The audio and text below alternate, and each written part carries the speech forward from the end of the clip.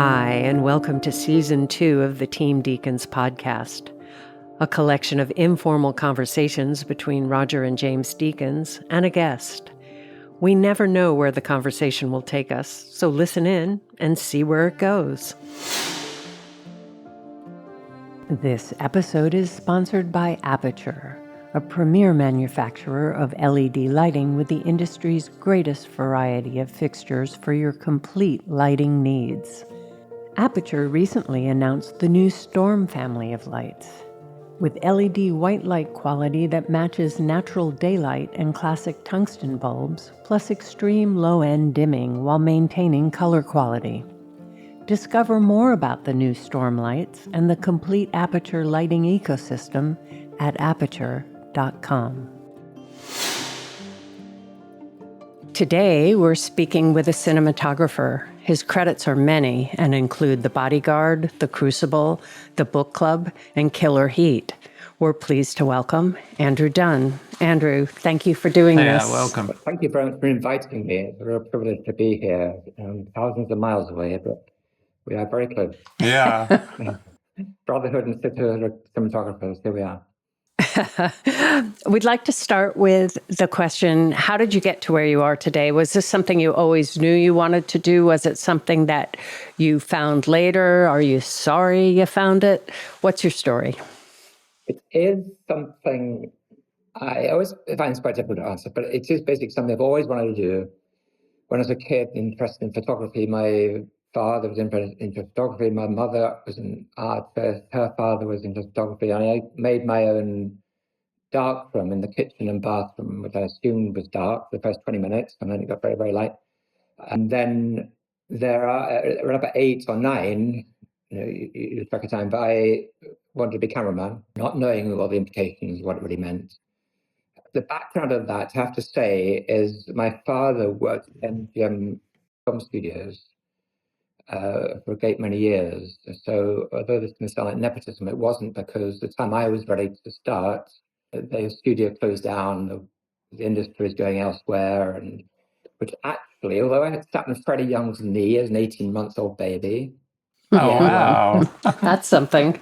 And other cinematographers around at that time. But as I know at other podcasts you've had, there was a whole British cinematographers, there was a whole thing about the ACTT closed shop and difficulty getting the union, the British union, which, you couldn't get a job without a union ticket, you couldn't get a ticket without a job, and that was the whole. But actually, I was in retrospect, I was quite lucky, because I wouldn't have entered the industry as it was. I had to go out and find a way to get through this sort of quagmire of opportunities, if you like. And when you're that age, you're so desperately hungry. All I wanted to do is be a cameraman, and I didn't know all the implications that we know now. How we survive and the intricacies of the politics of our business. So I ended up going to the BBC, and I couldn't get into the camera side of things then. And if I'm quiet now, I was very, very quiet then. And I ended up going into editing, which in retrospect, of course, I didn't write it at the time, because again, so hungry, I was going to be a cameraman when I was going through film. And I saved up and bought my own 8mm, this is like early teens. I saved up and bought my own 8mm camera, my Clockwork 16mm camera, then an electric camera. I think there was a Russian 8mm Olex Clockwork, and then a Bewley electric, which I think I still have somewhere. Actually, the beauty is you can still shoot film. I did think with Kodak many years ago that film is better video, and that you generate on film. I can still dig my 16mm Bewley out, and that's somewhere that's covered in the cellar somewhere. I put a roll of film in, and assuming the batteries work, and the lenses aren't too grotty and everything, but I could still shoot some film now, and it would be sort of okay. Whereas a video camera, last year's video cameras, and not being Luddite, I'm a great believer in digital process, and I think it's great now that we have so many opportunities to so many different ways of telling stories where we do. But a video camera for 5 years ago is out of date now, and films I did 10 years ago. For example, Precedes with Love, the directors, Crazy with Love, the two directors, I know you got two directors, they were determined to shoot on digital, and that was early days digital, and I convinced them to shoot on film. And I think that film holds up today as it was then, whereas if we shot on digital at that time, it probably wouldn't. So I went to BBC in editing, which actually was fantastic because I learned so much about editing then and made films with my friends. I could, in the dead of night, I could go in and split my films through the bath on the end of something else. 16mm film by now. And the weekends, go and shoot my stuff, and then the week go in and do, and also people like dubbing mixers and all these things you just, at that age, you don't realize you're learning all these things, but you just do. Later on, when I was lucky enough to shoot the cinematographer, the cameraman, that this stuff came naturally. Not naturally, because nothing's ever natural. What we do every day, every year, we do what we do, and we're learning all the time. Everything, every situation is different. Every director, every story, every location is always different. But I learned this stuff by default. I didn't realize I was doing it at the time. So that bit of history, and then I got an opportunity to. I didn't know. I was just desperately applying for camera jobs all over the place, and I went to BBC Scotland, and I was extremely lucky because my boss there, David Hanley, who was a real film buff, and we used to go to the Glasgow Film Theatre twice a week at least and discuss films and things. He was a real film buff, so he was a great encouragement to me. I could see maybe it's something in me to drive, or it's what I want to do. My life's blood. So I progressed fairly quickly, and I was quite lucky there, and started to shoot stuff. In fact, I do remember, Roger, and I've got to tell you this because I'm going to forget it. I worked with Mike Radford. Oh yeah. I think maybe one of his very first things. But I know you. I think you're at film school together. But he did a thing with 3 Men on a Goat, and this is about 3 artists on Arran. Oh yeah. On Goat Fell, and I was driving up north, doing a location somewhere in the middle of Perthshire or whatever, and I saw Mike on the side of the road who was standing against his fence, and I thought, that's Mike Radford. And I stopped, pulled over, and behind Mike, and I thought he was looking for a shot, but he was just having a pee because there's interminable roads, and you were doing Jesse Keston. That's the story. And you may have been even driving that car. I don't know, but that's one of those things that stick in your head. Right. Yeah, we was maybe scouting. He was very special. That's a very special film, by the way. But that's my history. And then I became a cameraman, and BBC Scotland has given lots of opportunities. I think the great thing about those places like that, you would be learning so much so quickly because you'd be doing all sorts of different things. And going back to if I'd got into the industry, I wouldn't have learned anything really, basically, except to an industry person. So I was very lucky in that regard. I was out shooting anything, everything, and the joy of doing documentaries, which my documentaries were my lifeblood, and real people doing real things. Actually, I think a lot of people don't realize how in England the BBC was definitely a path, right? If you could get into the BBC, you could advance within their ranks.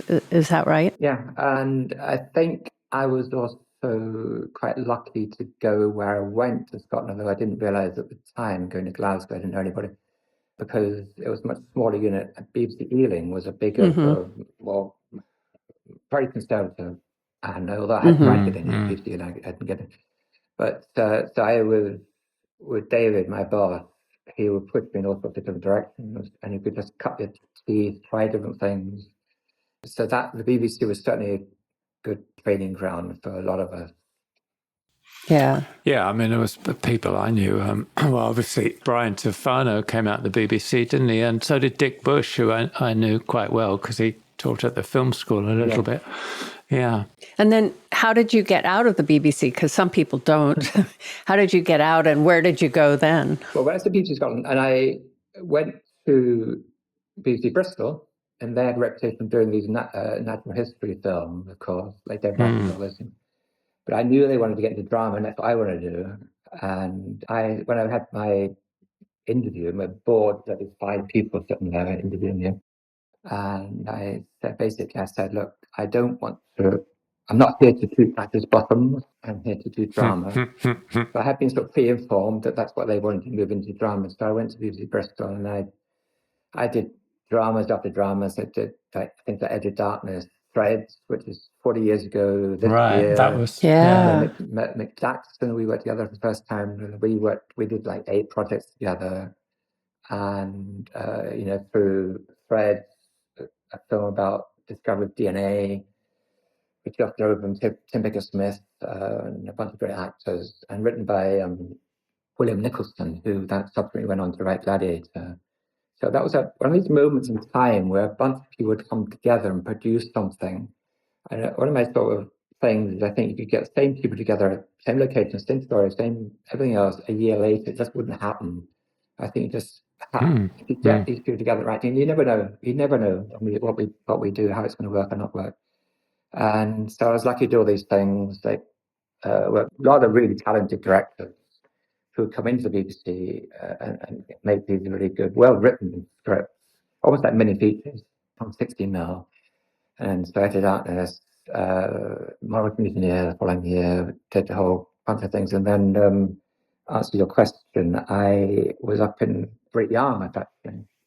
David Hare got the train up to one lunch, and we sat in the catering bus one lunchtime. And David Hare sprung me out of the BBC that day. To do film called Strapless, right? It was, yeah. Which was produced by Rick McCallum, who was quite a character. I went on afterwards with Rick to do a couple of other things, including a long series with Dennis Potter, Black Eyes, which was sort of, we shot 35mm, used Ealing Studios and things. I was freelance, but I went into the BBC as a freelance. It was the first time a freelance cinematographer had been in the BBC. So that's when I left the BBC, and then I Strapless, and then I went with Mick Dax, and I did a film called Chattahoochee in North Carolina with Dennis Hopper and Gary Oldman. And was that the first time you worked in the States? It was the first time I'd done a feature in the States. I'd done documentaries there as well. And it was a very good, very, very good script. And yeah, we saw it. It's great. Yeah. You said that Gary said... Well, Gary said he felt it was a very underrated movie. Yeah. And that his performance in Sid and Nancy was overrated, but his performance in Chattahoochee was underrated. Which is kind of interesting. That warmed my heart, because it wasn't the easiest production. Yeah. I mean, you look at the film, you can't imagine it was easy to shoot. I mean, my God. Yeah, tell us about it. What do you remember about that? I remember that it was because it was sort of, I wouldn't say it's on the back of Cuckoo's Nest, but I think it got caught up in that thing a little bit. You know, many years later, I did a film called Stage Beauty with Richard Eyre, who I worked with quite a bit. And I think that stuff is starting to get caught up in the backdraft, if you like, of Shakespeare in Love. They're nothing like each other, and Chattahoochee I learned a huge amount. You know, it's like this is my first time in America, and I got crew in from LA and some of the local non-union people too, and to work with Gary. I didn't know Gary before that through someone else I knew. And then afterwards, we met up in LA, and he asked me to shoot what became Nil by Mouth. All right. We met up quite a few times, and then it didn't happen for a couple of years, and then we didn't sort of tie up after that. But it was a great experience, and to work with Dennis Hopper was amazing. Yeah. What was the biggest difference in shooting in the States versus all your experience in Britain beforehand? I think it was the amount of people.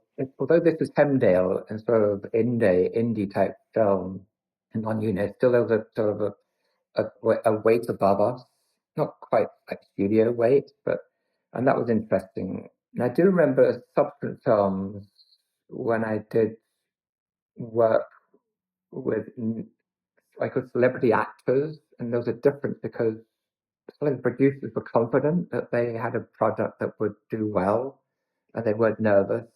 So, so often we work with producers who know whether the film's going to make any money and time and what we can be allowed to do with our cameras and lights and the amount of time we have on set and things. So big difference is that we just have someone like Dennis Hopper around. The American grip electric system was all new to me. And although it's changed by now, they have this, what they call a key grip here now, but then you had a dolly grip, probably, and that was a big difference. So they have all these grips there doing stuff. they were doing stuff, and stuff I didn't want to necessarily ask for, and I always pick up things that went up, and I didn't really want because I just wanted to do it sort of natural. Going back to my sort of documentary days. So, and I wasn't speaking ill of anybody actually, but I realized that a lot of this big stuff went up when the producers were sitting there. Yeah. So it's like, that's one of the things. But I had a great time. I learned a huge amount of how the system in America worked. Or it wasn't in LA or anything, but because my next film, I think my next film in the States was LA Starring. So. All right. Oh, so with Mick Jackson, again, I must say, I remember reading something Nestor Almendras had said about when he was starting Days of Heaven, right? He said he got to the set and it wasn't with his normal crew or anything. So the gaffer and electricians done up this huge kind of lighting rig for this house, punching light through the windows. And he said, well, I don't need any of that. And he wanted it all taken away. But in the end, they had to shoot something the way Nestor wanted it and the way the gaffer wanted it. And they projected it so that Nestor could prove that he didn't need all this kind of stuff, punching all these brute arcs and shit. Stupid. Which I thought were really interesting, isn't it? So we've all kind of, in our little ways, been in the same place, really. Because my experience in Tallahassee is sort of that. You'd steal the stuff going, and then they spend time doing it, but then spend time undoing it. Yeah. And my first experience down in the South in Alabama was like, I couldn't believe the number of trucks. I mean, and if you wanted to turn the camera around, there were like 16 trucks in the shot. I was just like, and I don't need any of it. I just thought I was just going to shoot it with a camera and natural light. Oh no! But but then you realise the reasons they're there for some situations. I wanted just passing ask you about on Chattahoochee. Did the fact that you've been an editor? I mean, a lot of cinematographers don't seem to know about editing and shot construction. I mean, they're very good at sort of lighting and composition or organising a crew, but I don't see them, not that I've been on a lot of other people's sets, but I get a sense that a lot of people don't know about cutting and don't know about breaking a scene down. And it's the case I've found, I'm sure you have, that a number of directors kind of leave that to the cinematographer. They're not necessarily comfortable with how they break a scene into shots. Can you speak about that, especially with something like Chattahoochee, which was really kind of complicated camera moves and scenes? Yeah, I mean, I think what I was saying earlier, that like going through my editing experience, and which allowed me all sorts of other freedoms to essentially shoot my stuff and edit it on the quiet weekends and in the middle of the night and stuff. But I think that experience, it became these things that I didn't realize I was learning came naturally to me subsequently. So I would know, unbeknownst to me, I knew, stuff eye lines and how to, as you said, construct a scene, and not, it's not necessarily the wide shot, the two shot, the singles and all that stuff, but how you might actually be able to cut, do a camera move and then know where the cut might be to then for punctuation and a dramatic import to do track it around something and then cut back the other way on a word, so you know that without saying you're going to edit in the camera, because that takes a huge like Hitchcock, he always says that he used to say that he would visualize the whole where the movie is as when he reads the script, and then sort of change very much from that. But it's not that. But I think on the set, it helps enormous amounts, and but also I think that allowing, for me, understanding actors and knowing what they might need within the scene, and not, it's a very fine path I think all of us lead through what we do, reading the script with the director and the actors on set, and allowing that space to happen then. And also you don't want to allow, hopefully don't want to cause any restrictions or discipline on anybody. But if you understand, if we can do this, you can do that, and then that will work. That will cut very well. and dramatic. And the other thing really is that one of the other things anyway is that for us, that we don't end up turning around too often. Yeah. I think it's also knowing the power of a shot, knowing that if the scene has progressed this way, having a tighter shot at that point is going to really push the point home, or having a wider shot and not cutting out of it. That kind of thing is from experience when you've put things together and you go, that didn't work as well, and then you change the shots around. It really gives you that knowledge inside, which really helps you on the day. Also helps you when you're shooting under a time yes, frame. As we all are, tight time frame and a budget. As you say, that when you try to limit the number of times you turn around, so all those trucks don't have to keep moving. No, it's absolutely true. Also knowing what you might get away with, what I call it sort of power of omission, that you try and create situations where it's very difficult sometimes because we can't always assume that when we get back to the cutting room, what we might have said on set is right or gospel or whatever. So can't speak for all of us, but we're trying to do the right thing, telling the story, and for me it's really generated out of that foundation of the script and through the set with the actors and give them the space and we see what. But yes, I think I think both a lot of first-time directors, they will have an idea of the special ones anyway, the really passionate ones who understand their story. We try to not allow them to get into too much trouble and finding. For me, and for all of us, it's finding what's inside their heads. As far as the story is concerned, understanding the script very fully and very deeply. Then when you're on set with the actors, is finding the power of that scene and what it really means and what the really important part of that we don't end up doing something that's and you never know on a set what's inconsequential or it isn't, but you can sort of make a sort of judgment. Yes. But I never want to be in a situation, well, Andrew said we didn't need that shot, and here we are in the cutting room. Yeah. How do you like to work? I mean, a director's always very different, and maybe the same director works in a different way on a different project. I mean, do you like to storyboard? Do you ever storyboard? Do you work with directors? I've worked with the Coen brothers a lot who do detailed storyboards.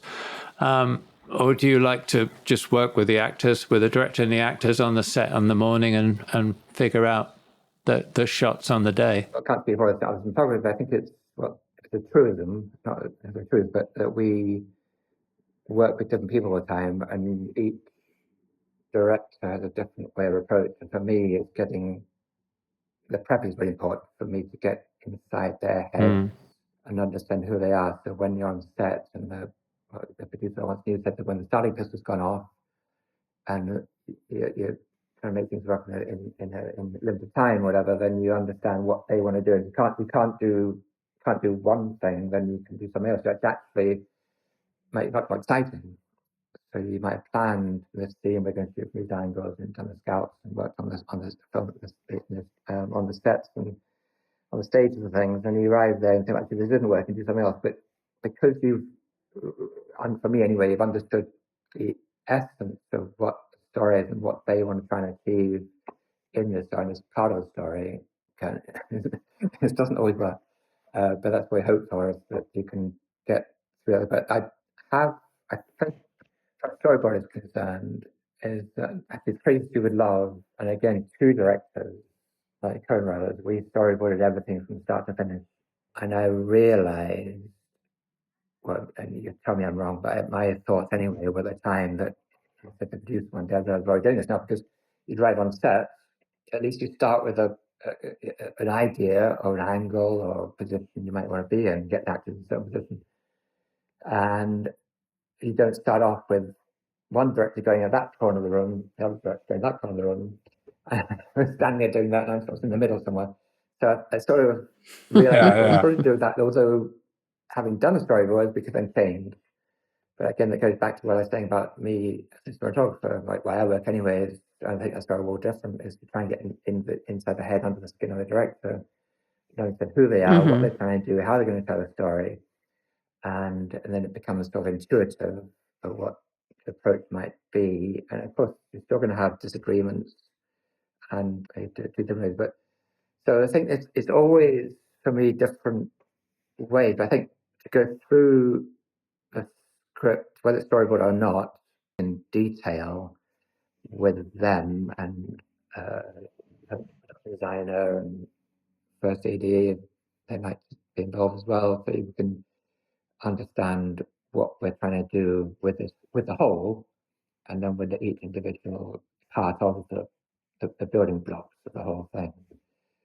Like when also people like Robert Altman, lucky enough to do a couple of films where it was very organic because we'd arrive on sets and we'd sort of stand in the corner and say, well, this is where we, the camera of the audience is going to be, and see how they played it. That it might work, and if they knew where the actors were, wonderful actors, if they knew where Robert Altman was, it probably played to him. But then it might not work, so we stand the other corner of the room and see how it plays from there. So I think that approach for me, it's the beauty in that, because if you can create the time and light in a way that you can turn around on the toss of a coin, or I don't know, I think that's sixpence, that's ancient history, but if you can turn around quite quickly and like with Altman, I knew our conceit of that film, Gospel Park, was that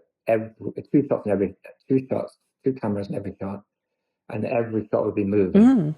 So every shot's moving. I think if you go through the movie, there's one shot of a dog that isn't moving or something, but every other shot's moving. So I knew he'd want to turn around quite quickly. So the challenge and the opportunity and the joy of that is to be able to light in such a way that it didn't, not impede, but sort of allowed the free flow of what he would like, what actors want to do in this scenario. And something worth watching. So how does that impact your style of lighting then? How does that manifest itself in what you do? Generally, I don't know. One of my dodgy t-shirt saying with my quotes is that you try and, before you start a film, forget everything you know, because then you're starting fresh, like a virgin. And on the magazines here, they do interviews with gaffers, and he correctly quoted that back, that I'd said that. But it's one of those truths, but you can forget it, you can't unknow it, because so I know I'm sort of answering your question, because I think it's,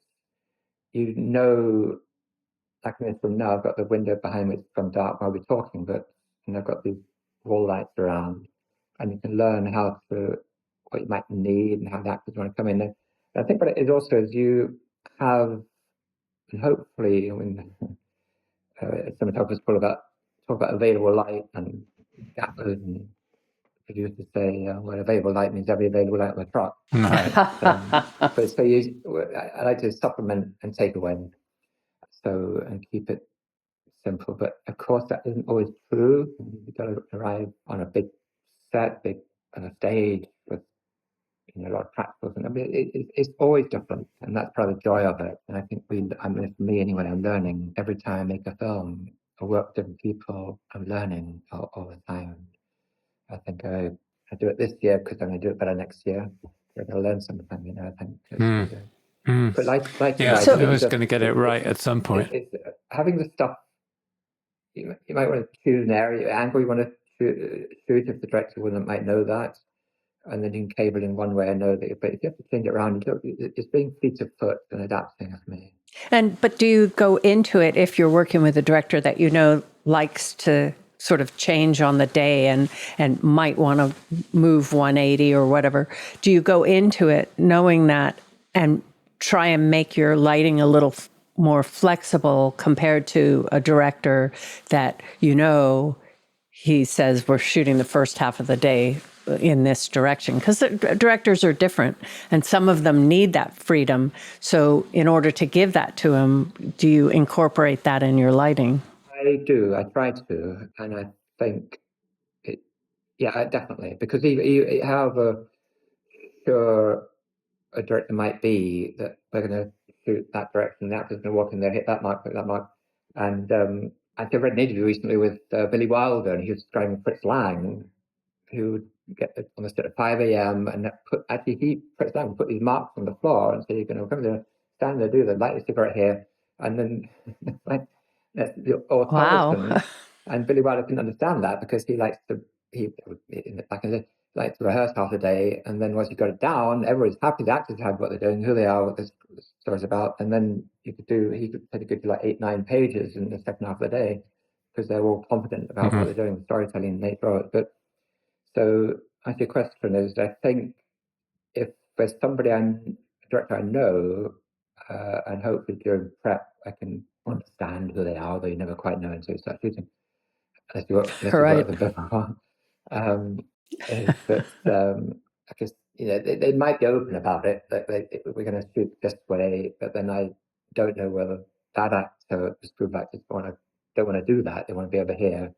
So we being myself, the gaffer and the designer, and people, like the doorway there, the hallway, and the back here's the backdrop, or a real street or something. So it's always a talent. It's a wonderful, wonderful life to lead, isn't it? No, it is. I'm very interested. I'm always interested how different cinematographers work with their crew. I mean, how do you work with your gaffer? Are you very specific about how you want it lit and the kind of units you want to use, or how much, you just tell them the effect that you want? For me, it's more the style and idea of it, and what we're trying to achieve. It's like a soft broad source or something, and there's going to be a bunch of soft and backlights coming that way. And I think given the overall scenario, so you're not going to throw them on the day, so they all have hopefully the right stuff with us, and we can be sort of creative in the circumstances.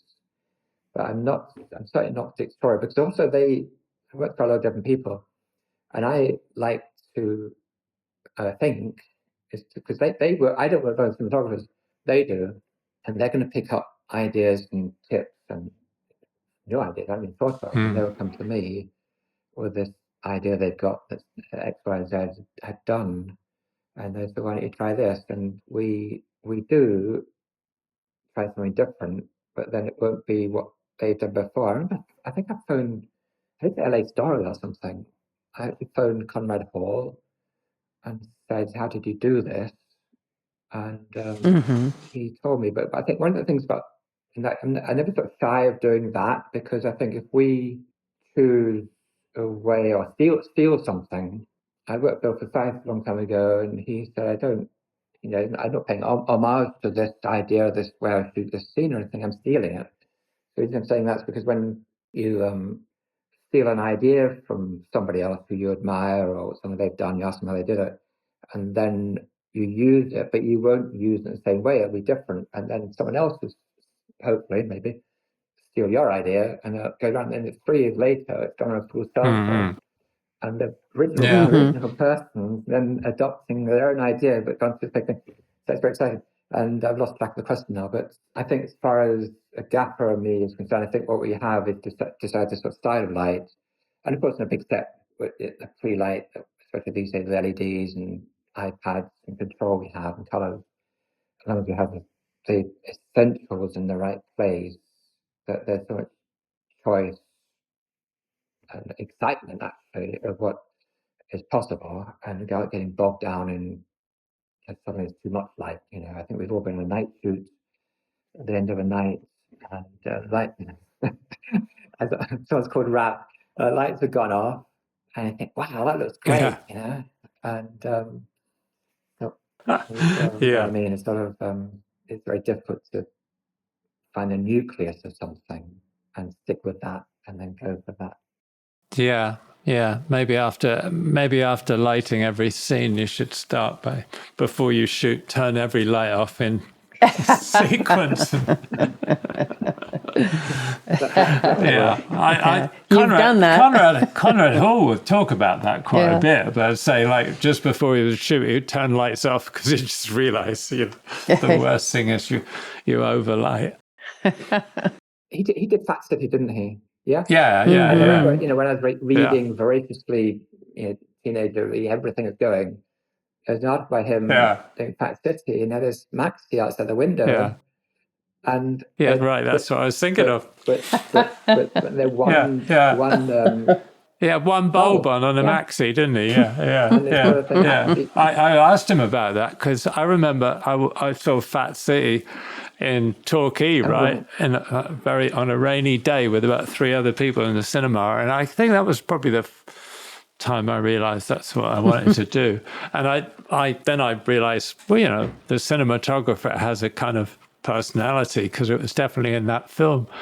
And the number of people I talked to that said, yeah, it was really underlit though, wasn't it? And Fat City, you watch it now and you think, my God, I thought it was underlit, or some people did. Now I think it's overlit. You know what I mean? So tastes change.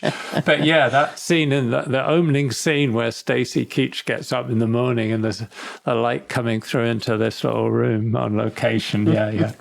Maxi and turn most of them off. It's funny, isn't it? I think with experience comes. I mean, there's 2 ways of looking at it. So when I was much earlier, films like The Bodyguard, which was a big film for me then, I was not I look back and think I wasn't really anxious on that. Why wasn't I? Because you sort of just go with it and do what you can do. And I think the more you do something like that, but that thing we just quoted there with Conor Hall and Fat City, is it gives you confidence in knowing you can do those things. And it'd be better rather than thinking, oh God, I've got this light, the producer's watching, and I've got to basically right. I think, wait a minute, just right. A flag on the play, as we Brits don't say.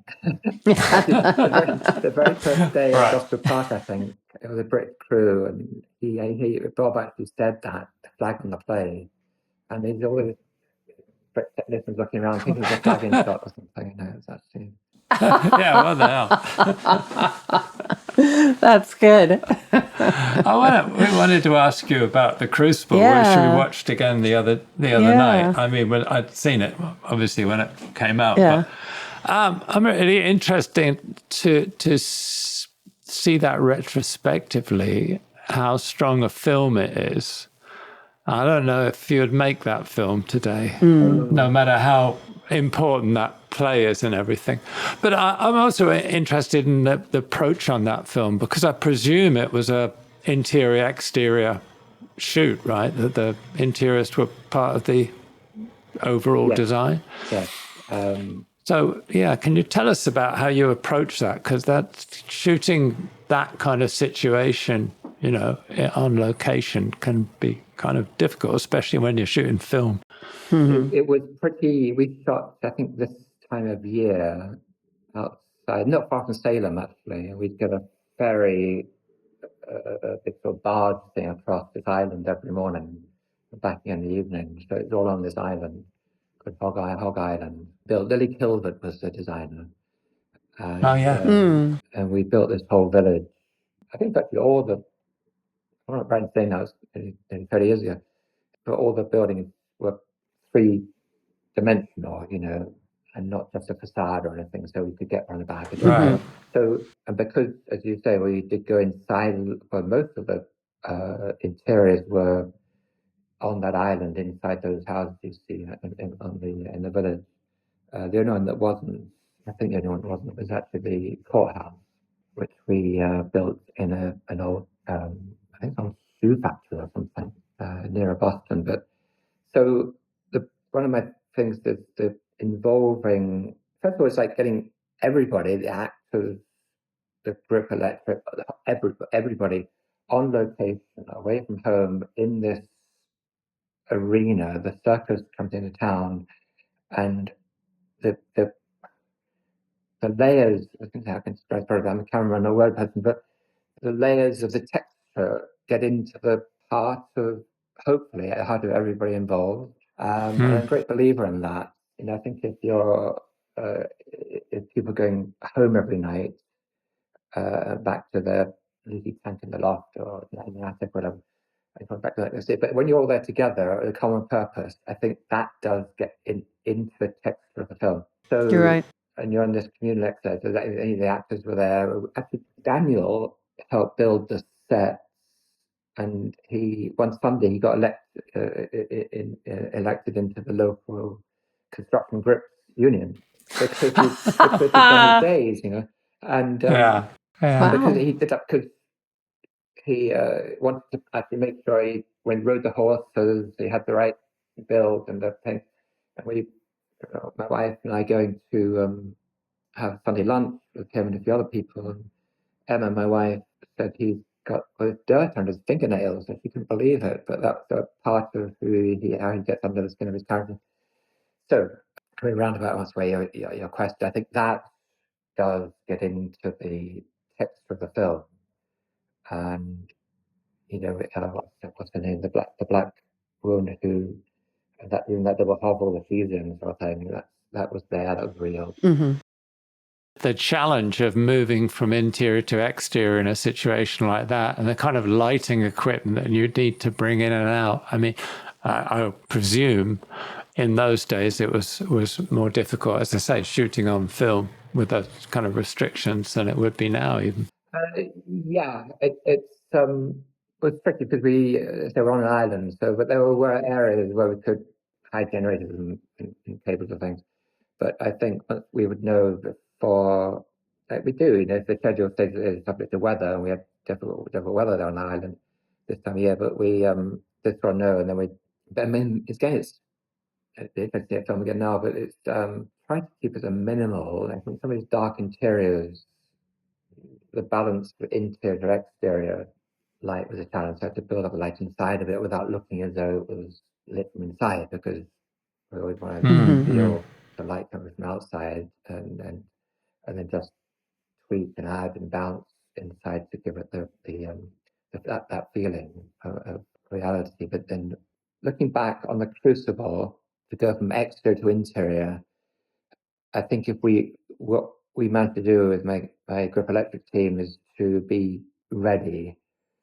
It's to do a cutting the Hog Island outside Boston, the Ipswich, Massachusetts. It wasn't far from Salem, where the original witch trials happened.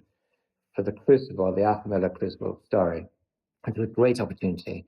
And I shot the previous year, with Nicholas Heitner as first-time director. We shot Mad as King George, and then we went and did another stage play, Crucible, together in a faraway place. And I think us arriving from London into this environment, it gave it a freshness and a curiosity about it. And it wasn't just another location that we knew could be lived in Boston or New York, or whatever. So I think it was more about controlling the light inside and minimal some hot spots and bits of light from outside, but not without too much, because we didn't have on that island. We didn't have that much. Could only hide so many cables, could hide so many lights and so many generators. But I do think we did around that village. I think we still cabled the periphery, as far as I remember now.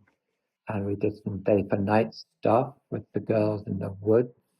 Did you shoot in sequence? Did you shoot in story order at all? Oh, crikey.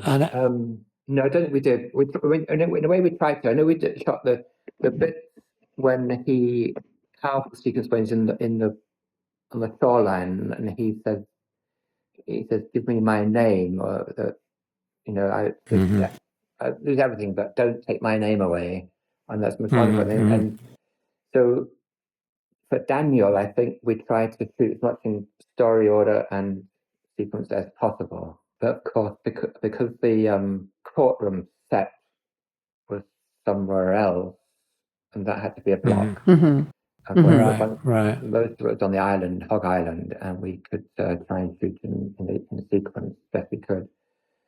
So that sequence with Daniel and the hanging, when he gets hanged, and the whole death. I think for me, if it's possible, and it seems like we did try to do it with actors. If it's possible for the actors, for us to do it for the actors, to shoot as much sequence as possible, because then they film actors get used to shooting things all out of sequence. But I think there's a depth of a truth of the story, of the acting within the story, And for me, that's what it's all about, is what is in there and their faces and the thoughts behind it. I mean, what magic for cinematographers is just watch that magic of the thought behind the eyes, and you can get that through. And some actors don't know they're doing it, but you just, one thing I love about operating cameras, you're there at that moment, magical moment of when the magic happens. So going back to the Crucible, I think we did try and shoot things in sequence as much as possible, but,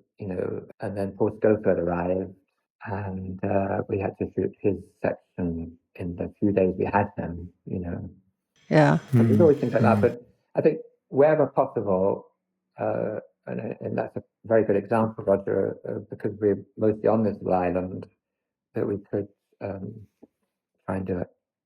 And was the playwright Arthur Miller on set all the time? And did he have, because I think it's interesting, he's coming from the theatrical world, but you're trying to make a movie. So did he contribute ideas, but then they might be more theatrical than what you're trying to do in a movie? What was that like? No, it's a really very, very good question. I mean, because I think he wrote, that's the first question, I'm probably going to roundabout answer, is that he let it go.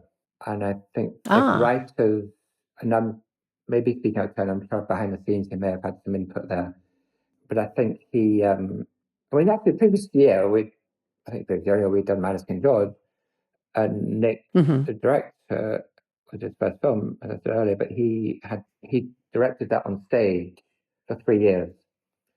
And Nick was originally from opera, theatre, and he knew sort of where the laughs were, and I think that's a real symbiosis for him and myself, and it worked really well. So the reason I mention this because Alan Bennett, who wrote Minus King George, didn't come in and say, well, this is an important bit here, it's a good laugh here, and why don't you do that? I think there's a lot of trust, hopefully a lot of trust with writers and directors and filmmakers. So as far as Arthur Miller's concerned, and there's this, God-like person getting sometimes getting this ferry across the island sometimes in the morning, and so looking up at him and thinking, wow, I don't think he really had any input. He may have, look, collaboration and communality of what we do, and ideas come from every which way. And I think that Arthur, Nick and producers would have, I think the director and producers probably would have included Arthur in some of the ideas that we were trying to get across and do, what is important about this. And I don't know this for sure, but I think it's just as filmmakers, I believe in the collaboration, and together we go on this journey and trying to create this magic, and they keep the passion in what we do every day. It's just not 20 hours, but you keep that passion and excitement, and so I think that comes across with it should come across with everybody involved. I think on that island with those people on that film, it did, and Arthur was part of that with all of us. It wasn't there all the time. And did you deviate much from the original play? Yeah, by necessity, because when how much is a unquantifiable thing, really, but of course we do, because the dramatic, especially when you get to the edit, what can work on stage dramatically, right? Of course, I'm saying obviously, but what can work on stage dramatically doesn't always get through on screen, but we don't always know when we're shooting. Right? Your question earlier about editing, my experience editing and being cinematographer, you still don't know. You never know. And I think we can shoot things that we can do the best shot in the history of cinema, we think. Take us 3 days to do it. And the editor sort of looks at it and goes, oh, that's okay. I might use that and puts it on a shelf somewhere. And it's getting past, but I think it's the storytelling of cinema. I think someone like Arthur Miller and Alan Bennett understand that it's a different process, and we have close ups, we have different angle and back of heads and things you can't do on the stage. But the essence, as long as the essence of the play is there in the final film, that's the important part. We don't lose the essence of it. And You've done a lot of movies with very famous actresses. Do you have to light differently, like the book club and things like that? Do you have to light differently in order to make them look good? Yeah, it's a good, a very good question. I think one of my sort of things, I don't think there's anything wrong in making movie stars look like movie stars, actually. I mean, because it's like, these are people go, not so much now, but what used to be called bums on seats in the cinema because they go to the cinema because that person's in their film. Why not make them look as good as they can? And I don't, so I do love doing that. I get a joy out of it, that to make them look as good as they can. And I like these, like that, Jane and Diane and Mary and Candace on that film, for example. But it goes through without realizing what you're doing, but you're giving them confidence that they can do what they do and not have to worry about this person liking or the angle or the lens or something.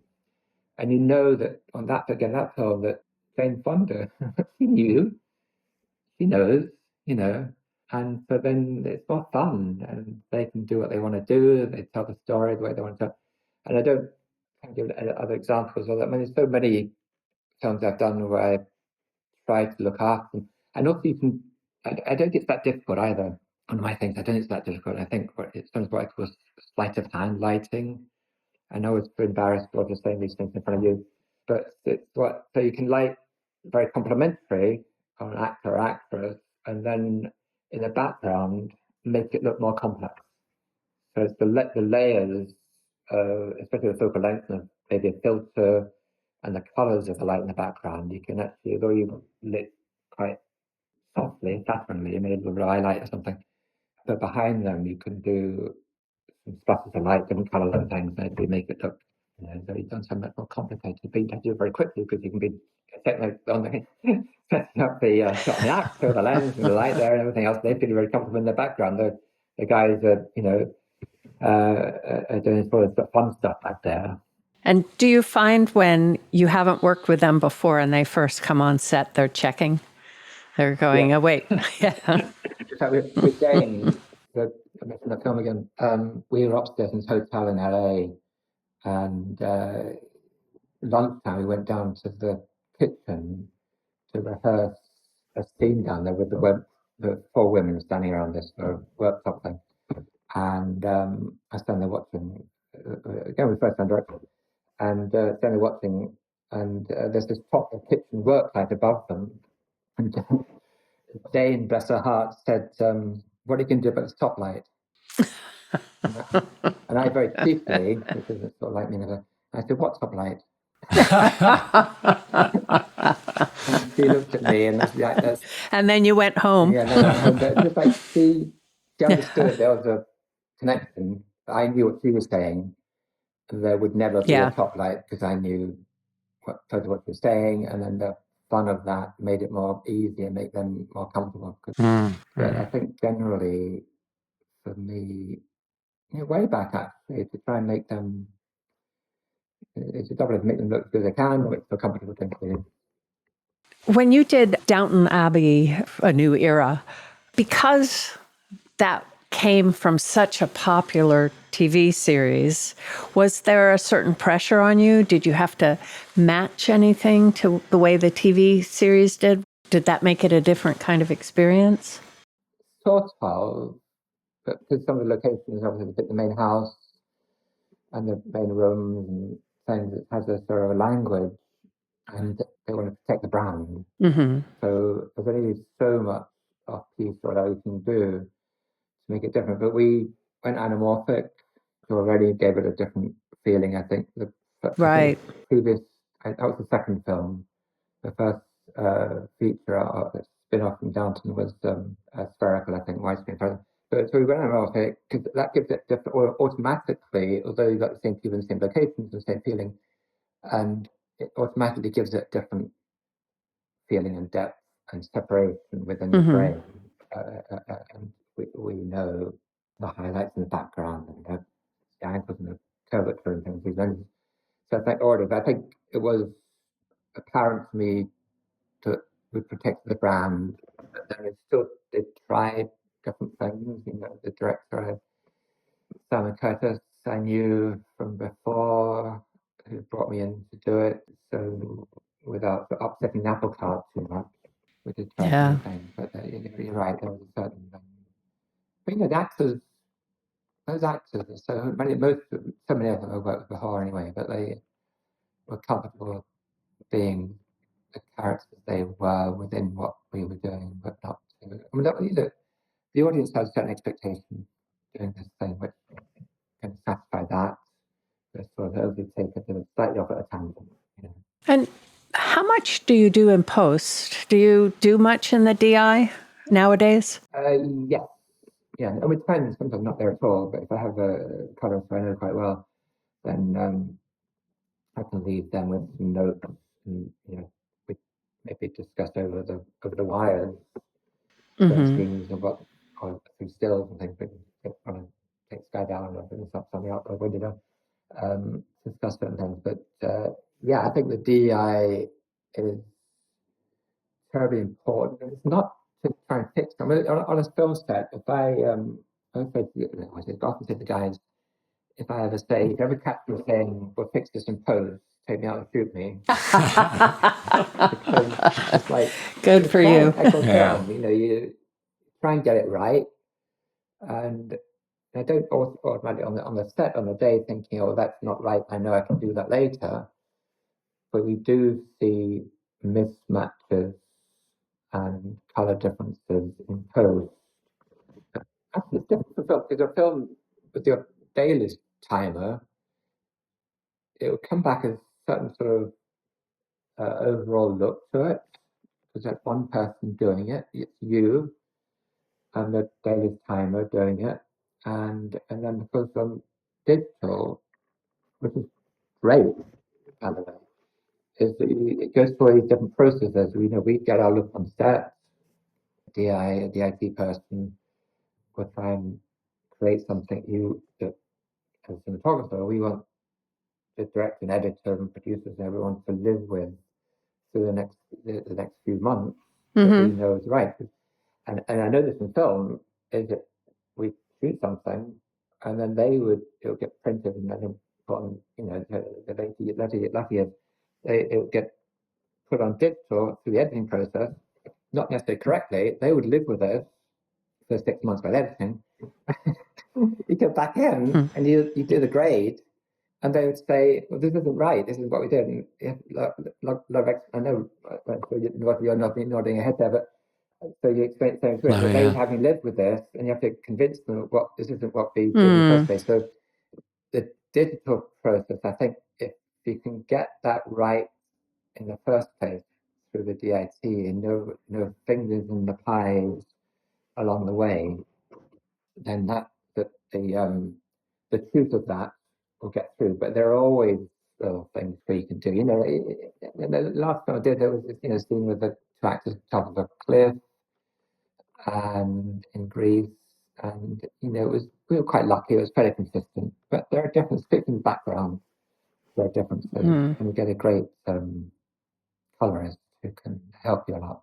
We actually haven't talked about Killer Heat. We just realized. Where did you actually shoot that? It was set in Crete, but where did you shoot it? We shot in Crete. Oh, you did? And Athens. The last 3 weeks I think Athens. Some studio stuff in Athens. But it's interestingly, Joe Nesbø, as you probably know, is a Norwegian writer. Most of his films are that sort of Norwegian, dark, detective way, set in Scandinavia. And for some reason, this is actually he wrote it set in Crete against this sort of strange family, this Greek family tragedy, modern day, very powerful, and against a climbing background. So that was very interesting to me. So it's a novella. It's like a 108-page novella. And then one of the attractions for me is the director. The producer I knew already. I hadn't ever worked for Amazon Films before, but Brad and Amazon asked me to do it. And one of the appealing things to me was the director was Philippe Lecoq, who was from the Ivory Coast, and he came through radio, actually journalism radio, into semi-documentaries, and then he did a couple of features, one of which was Night of the Kings. And his approach in Ivory Coast, the Night of the Kings is set in a prison overnight, and this kid comes into the prison as an inmate. He has to tell the story through the night. It's a really interesting film. So I was quite intrigued by this and Philippe's documentary approach, because that sort of takes me back to my roots, that we could do something. That sort of his mindset was very intriguing to me, and so take him, Norwegian writer, American actors, British, Italian, Greek, people all over the world into this island and shoot this thing. And again, go back to Crucible, I think it's actually finding all these people together in this place together. There's some happiness that they have a common purpose, and that you're doing on the same journey together.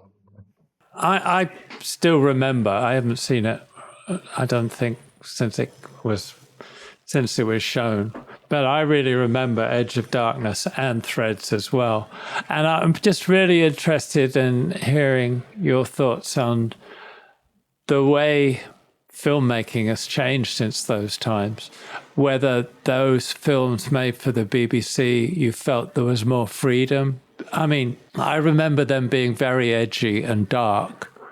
And do you see much that's similar today?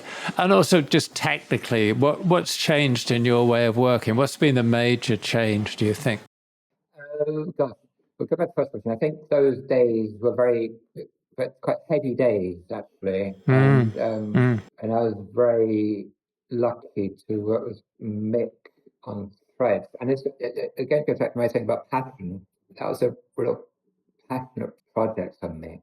Barry Hines, and we shot in Sheffield, and the local Sheffield Council, Labour Council, gave us this area to shoot in.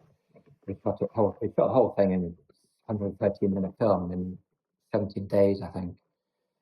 So it was a fantastic journey, opportunity in a very short time. The other thing about that, it's had a great life. I think whatever things we try and do and achieve, if they can have a life for 20 or 30, or in that case 40 years, it's best you can hope for, that you go through the conception, the gestation, the birth, and then you see the thing go off its journey.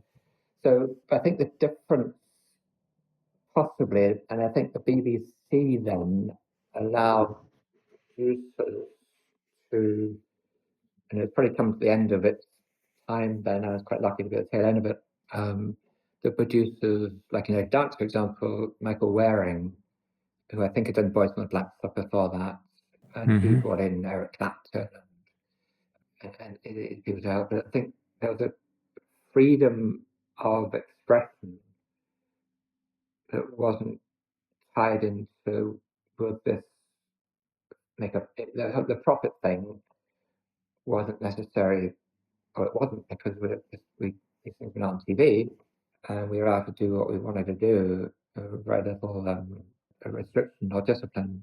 But of course, there's still discipline because the hours that we could do each day. But I think the approach then, I think also because I was pretty new and young, and I was thrown into this, lucky enough to be thrown in the deep end with these things, and you're trying things out, and it didn't sort of matter and go directly like Mick or Martin Campbell or Ed Darkness, who would push you in a certain way of working, and then that gave you the confidence to actually try something else and to make it work. And I think there was a lot of I was very lucky then. But I think it's the answer your question is that there was a freedom of expression then in that system, which was allowed. The Michael Waring produced sort of get Troy Kennedy Martin in. I remember back to North Wales somewhere. He was like locked in a room in a hotel somewhere. Troy Kennedy Martin writing. He hadn't written the scene for the next day, and that sort of keep him locked up by it until he wrote the thing. But so answer your question, I think it's we're all of us on this arc of what we do and the excitement and passion still doing, but you want to find the people who are passionate and want to tell stories in that way, and not necessarily about how, for the sake of doing it, telling a story. And I think over my time I've been lucky enough to work with a lot of directors like that. And so those times were very valuable to me because I was doing all these things back to back, and absorbing, learning so much from all these people, and pretty good directors. But I think now you do what we do see all the time on TV, high end TV is fantastic. The chances of what people do now, the chances they take with darkness, right, and telling a story in the dark and just punctuating around a little bit, and where the digital medium, I think, has huge benefits for people that they can watch what they're doing on the screen at the time, and it gives them confidence to try things out. But I was very naive back then, knowing what should be allowed, what isn't allowed, what's possible. My faith in like those two things made a very darkness. And the following year was Monica Engineer, First World War, the mutinies in First World War. Is my boss back in Bristol would watch all the Russians, because I was 16 when we printed everything, and he'd watch all the Russians. I'd be on the phone to him and say, what the hell, what are you doing? What the hell are you thinking of? Because you could try things out in that system and have a confidence. It wasn't like the profit motive, if you like. Having people around you who would give you confidence. I think that, and now I think there's maybe the opposite way, in a way that directors might see me as the experience I have and knowing how to do things. Well, we don't ever know how to do things, but an idea how to do something, or change, because the experience you have, you can sort of change tack midstream to make something work. If they change their mind, you can say, oh yeah, that's great, we can do that very quickly and do this, that, the other. And I think in a way, it gives them confidence to work with somebody who has that experience, the experience that we have of knowing what's possible. Nothing's impossible, ever. When I say my crew, the word can't doesn't exist. Really, because anything's possible. It's just okay. You might say, oh, if you want to do this exercise, just take a little bit longer. We can do this. But if we do, it's magic. What we do is magic, I think. Oh, that's a perfect way to end it. That's magic. Great. Yeah. What we do is magic. Oh, thank you for doing this. Well, this has been great. If you'd like to sponsor the Team Deakins podcast, let us know at pod@teamdeakins.com. Thanks for listening. If you want more information and further discussion, check out the forums at www.rogerdeakins.com. Becoming a member is free, and you can ask follow-up questions there. And be sure to subscribe to the podcast for more new questions and topics. Also, check us out on Instagram at team.deakins. See you next time.